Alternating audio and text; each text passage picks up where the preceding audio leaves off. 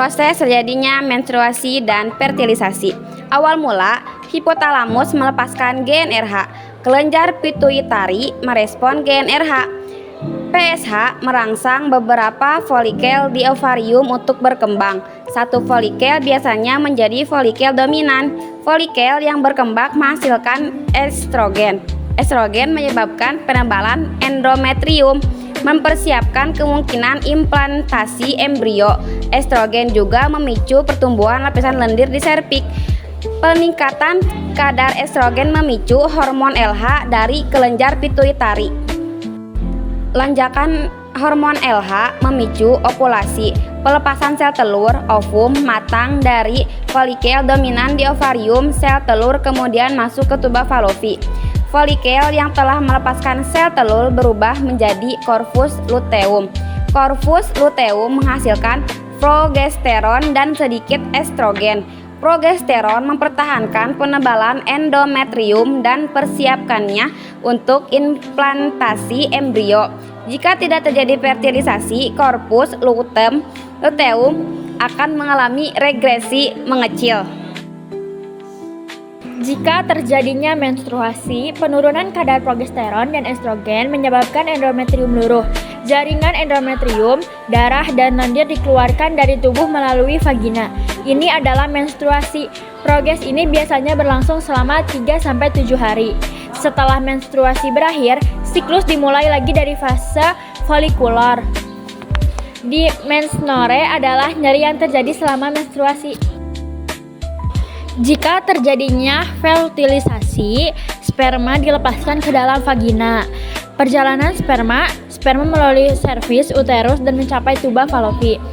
Fertilisasi di tuba falopi, satu sperma membuahi sel telur di tuba falopi. Ini membentuk zigot.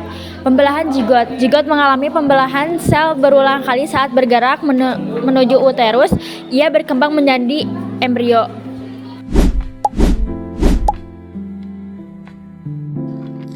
Di sini saya akan menjelaskan tentang siklus menstruasi. Yang pertama ada fase menstruasi. Fase ini adalah periode pendarahan yang menandai awal siklus menstruasi. Hal ini terjadi karena lapisan rahim yang telah menebal selama siklus sebelumnya luruh dan keluar dari tubuh melalui vagina. Fase ini biasanya berlangsung selama 3 hingga 7 hari dan ditandai dengan keluarnya darah, jaringan, dan lendir. Yang kedua ada fase folikuler. Selama fase ini, hormon estrogen meningkat, merangsang pertumbuhan beberapa folikel di ovarium dan menebalkan lapisan rahim, mempersiapkan kemungkinan kehamilan. Satu folikel biasanya mendominasi dan melepaskan sel telur matang pada saat ovulasi. Durasi fase ini bervariasi tetapi umumnya berlangsung antara 6 hingga 14 hari. Yang ketiga ada fase ovulasi, di mana sel telur matang dilepaskan dari ovarium. Hal ini biasanya terjadi sekitar hari ke-14 dari siklus menstruasi 28 hari dan merupakan periode di mana kemungkinan kehamilan paling tinggi karena sel telur siap dibuahi oleh sperma. Karena fase ovulasi ini di mana masa suburnya seorang wanita. Pelepasan sel telur ini dipicu oleh lonjakan hormon luteinizing. Yang keempat ada fase luteal. Fase ini di mana corpus luteum menghasilkan progesteron, hormon yang mempersiapkan rahim untuk kehamilan yang potensial dengan menebalkan dinding rahim. Jika tidak terjadi pembuahan, corpus luteum akan menyusut, kadar progesteron menurun dan menstruasi dimulai.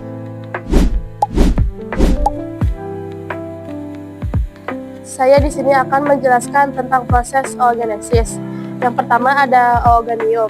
Oogonium adalah seinduk telur yang diploid. Lalu oogonium membalas secara mitosis menghasilkan lebih banyak oogonium. Beberapa oogonium akan berdiferensiasi menjadi oosit primer. Yang kedua ada oosit primer.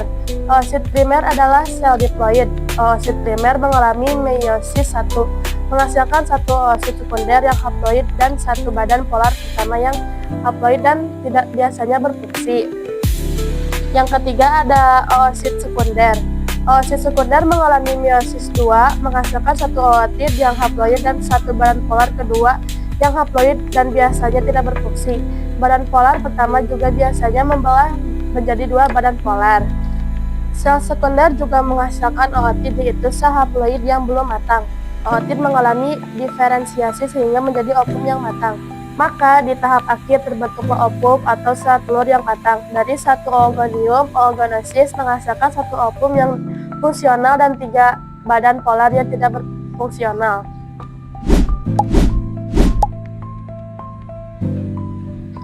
Proses spermatogenesis. Yang pertama, spermatogonium. Spermatogonium adalah sel induk sperma yang diploid, mengandung 2 set kromosom. Spermatogonium membelah secara mitosis dan menghasilkan lebih banyak spermatogonium. Beberapa spermatogonium akan berdiferensiasi menjadi spermatosit primer. Lalu, spermatosit primer yaitu sel diploid. Spermatosit primer mengalami meiosis 1, menghasilkan 2 spermatosit sekunder yang haploid. Setiap spermatosit sekunder mengalami meiosis 2 dan menghasilkan 2 spermatid yang haploid, di mana spermatid ini adalah sel haploid yang belum matang. Lalu, spermatid mengalami diferensiasi, yaitu proses pembuahan bentuk dan fungsi menjadi sperma yang matang. Perubahan ini meliputi pembentukan kepala, ekor, dan bagian-bagian lain yang memungkinkan sperma bergerak dan membuahi sel telur. Maka di tahap akhir terbentuklah spermatozoa. Spermatozoa yaitu sperma yang matang dari 1 spermatogonium. Spermatogenesis menghasilkan 4 spermatozoa yang fungsional.